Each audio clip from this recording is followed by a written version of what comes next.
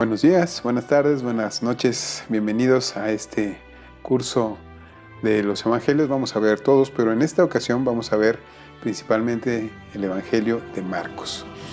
Escogimos empezar este viaje por el Nuevo Testamento con el evangelio según San Marcos porque es el más sencillo de entender. Es un judío escribiéndole a no judíos, a gentiles, explicando algunas de sus costumbres, traduciendo algunas palabras, dando las mayores facilidades posibles a cada uno de nosotros. Pero sin más preámbulo, hemos de empezar con el Evangelio según San Marcos.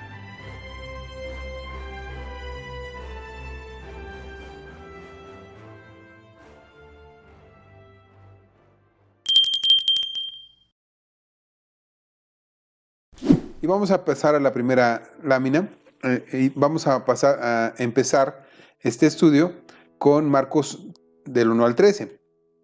Y vamos a ver un poco del contexto.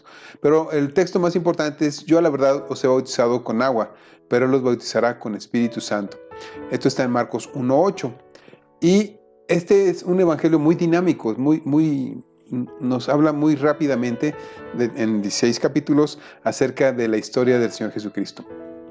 La parte central o la verdad central que hemos de ver en este primer curso, en esta primera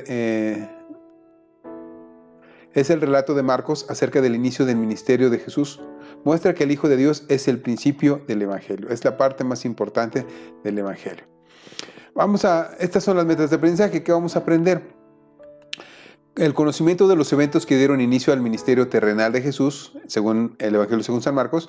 La actitud de valorar la provisión que Dios hizo en Cristo para el perdón de los pecados. ¿Quién es Marcos? Como los otros tres evangelios en el canon del Nuevo Testamento, fue escrito anónimamente. Algunos escritos del segundo siglo atestiguaron que el autor es Juan Marcos, el mismo que está mencionado ahí. Entre estos escritores están Papías, Ireneo, Clemente de Alejandría y Eusebio. Entonces, en todos los evangelios se identifica después al escriba, a quien escribió. Pero no hay mucho problema con la autoría de Marcos. Comúnmente aceptado que se escribió entre el 58 y el 65 después de Cristo. El más antiguo fragmento del evangelio que tenemos es justamente de Marcos, el conocido como Papirotide, que es el más antiguo. Este es un poco anterior al 50.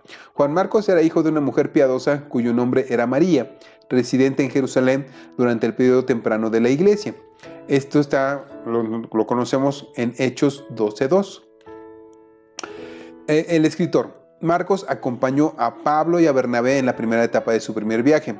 Esto está en Hechos 13:4 al 7. Más tarde sirvió con Bernabé en Chipre. Esto está en Hechos 15:39 y posteriormente se ubica en Roma, en Colosenses 4:10, Filipenses 24:24, 2 de Timoteo 4:11. Es donde vemos a Juan Marcos. ¿A quién se le escribió? A cristianos residentes en Roma, principalmente gentiles. Por esta razón, se explica cuidadosamente las costumbres y los términos judíos.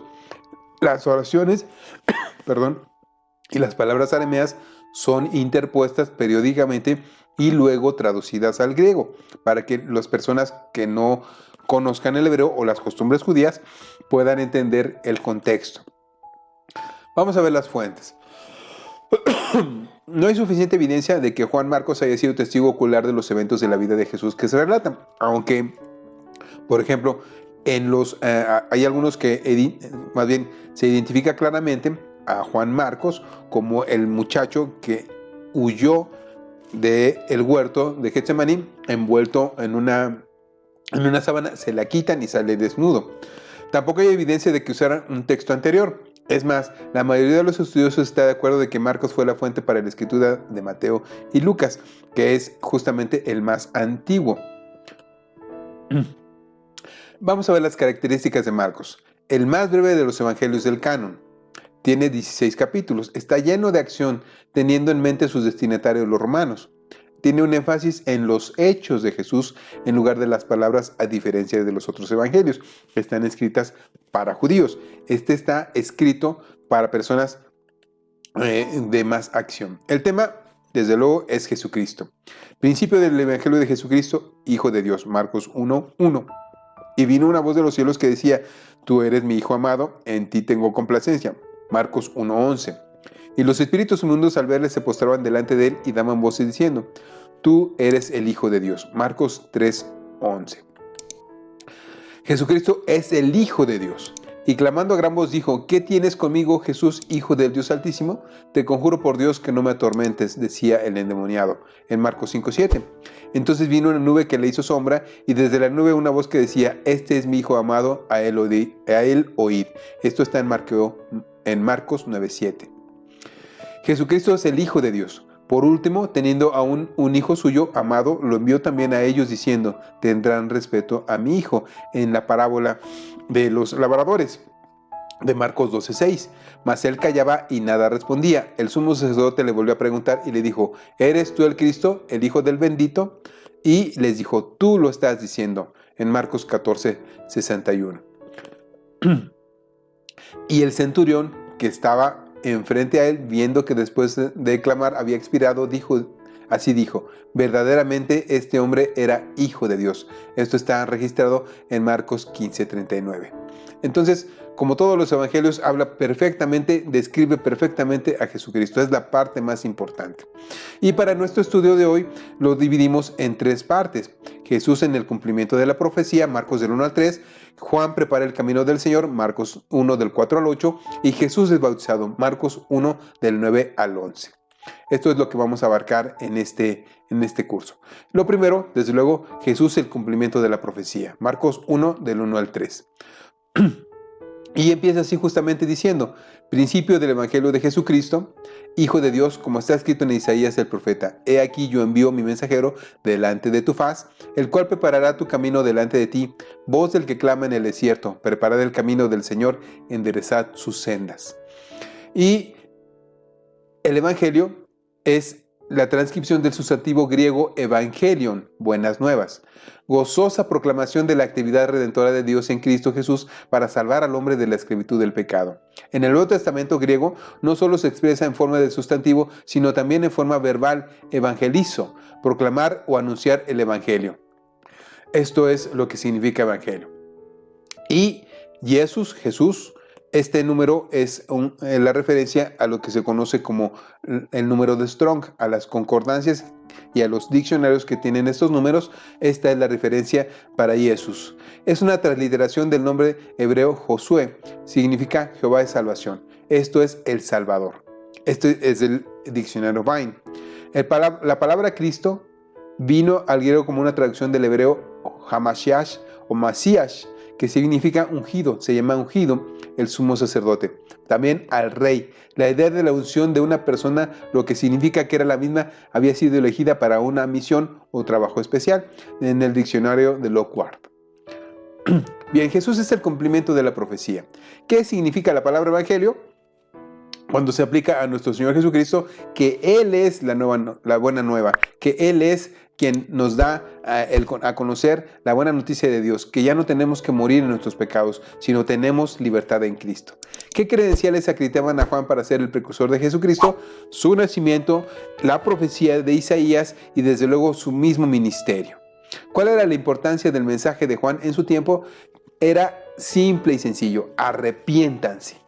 Y bautizaba a los que se arrepentían para que ellos entendieran que sus pecados quedaban en el agua, quedaban lavados y que ellos habían creído y por eso eran salvos. Juan preparaba el camino para el Señor. Marcos 1 del 4 al 8. Bautizaba a Juan en el desierto, dice el texto, y predicaba el bautismo de arrepentimiento para perdón de pecados. Y salían a él toda la provincia de Judea y todos los de Jerusalén, y eran bautizados por él en el río Jordán, confesando sus pecados. Y Juan estaba vestido de pelo de camello y tenía un cinto de cuero alrededor de sus lomos y comía langostas y miel silvestre. Pero este es el mensajero. Ahora vamos a ver el mensaje. Y predicaba diciendo: viene tras mí el que es más poderoso que yo, a quien no soy digno de desatar encorvado la correa de su calzado. Yo a la verdad os he bautizado con agua, mas él os bautizará con Espíritu Santo. Bendito sea nuestro Dios. Juan prepara el camino para el Señor. ¿Qué predicaba Juan el Bautista en el desierto? El arrepentimiento. ¿Qué significaba arrepentirse? Hoy en día, cree que al hablar a otros de recibir a Jesús se da suficiente énfasis en el arrepentimiento, o a veces tratamos de que todo sea demasiado fácil. El arrepentimiento es muy sencillo. Significa dejar de hacer a lo que Dios está poniendo en el corazón. Cuando Dios pone en el corazón este dolor al que llamamos arrepentimiento, nosotros buscamos no volver a ofender a Dios.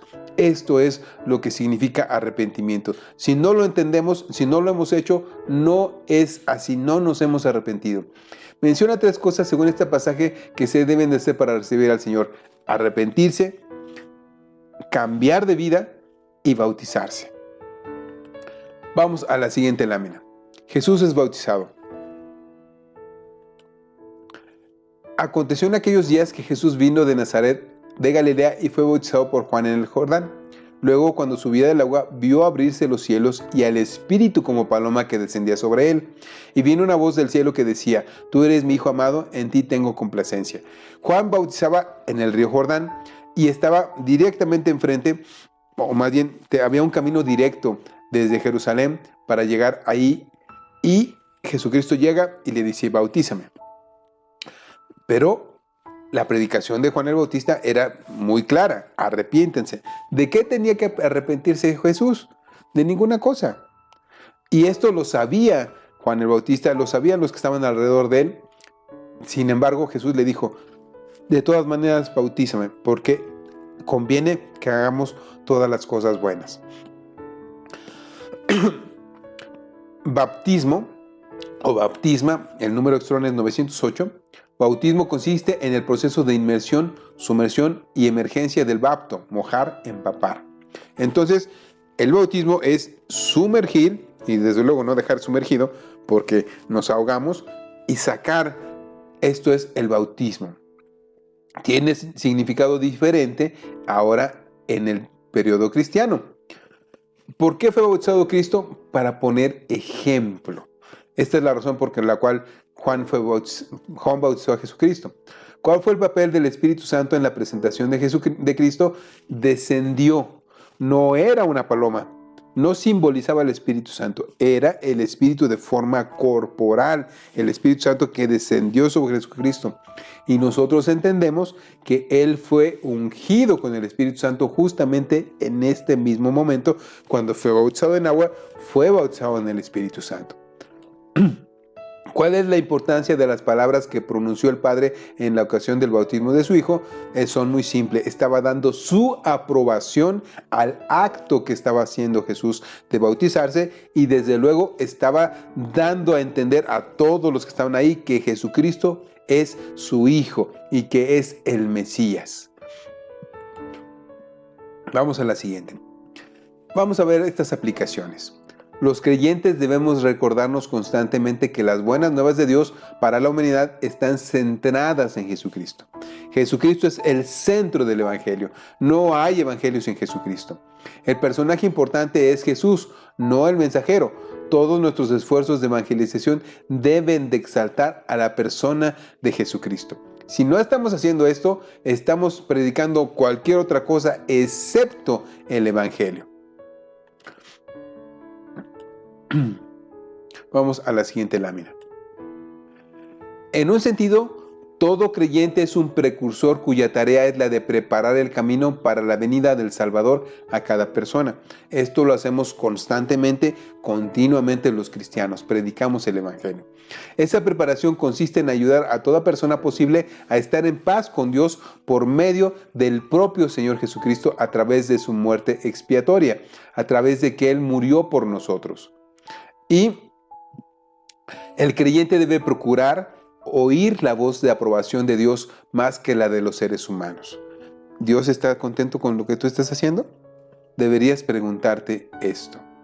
Y ya para terminar, nuestra clase de hoy, déjame decirte algo. Necesitamos que tú compartas estas cosas, que tú compartas este curso. Suscríbete para que te lleguen las notificaciones y búscanos en nuestras redes sociales. Es muy importante que cada uno de nosotros podamos hacerlo. Así nos apoyas a nosotros para seguir haciendo este trabajo y, desde luego, proclamas el Evangelio de Jesucristo. Muchísimas gracias. Dios te bendiga. Nos vemos en el próximo